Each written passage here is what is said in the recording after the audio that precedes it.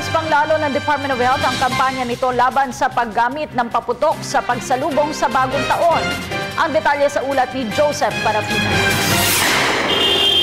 Umakyat na sa 104 na po ang nabiktima ng paputok ngayong Disyembre. Sa tala ng Department of Health, 139 na ang bilang ng mga naputukan habang isa naman ang nakalulun ng pulbura mula nitong Disyembre 1 hanggang Disyembre 29. Ay kay Asik Elmer Ponsalan, sinasabi nitong pikulo pa rin ang nangungunang nakakapampiktimang paputok. Binigyan ng babala at pinayuhan ng DOH ang ating mga kababayan na umiwas sa paggamit ng paputok lalo na ang pikulo, himok pa ng opisyal.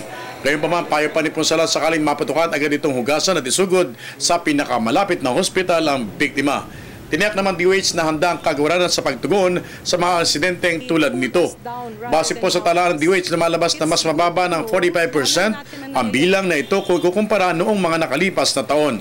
Bagamat abinado ang DOH sa pagbaba ng bilang na ito, mas pinatindi pa rin nila ang kampanya sa mga kabataan na himukin ng mga ito na iwasan ang mga magpapaputok sa halip ay gumamit na lamang ng mga pampaingay na bagay na tulad ng mga takip ng kaldero, turotot, pito at iba pa. Mas magiging maligayang kagawaran ng kalusugan kung wala na talagang mapapahamak na individual sa larangan lamang ng pagpapaputok.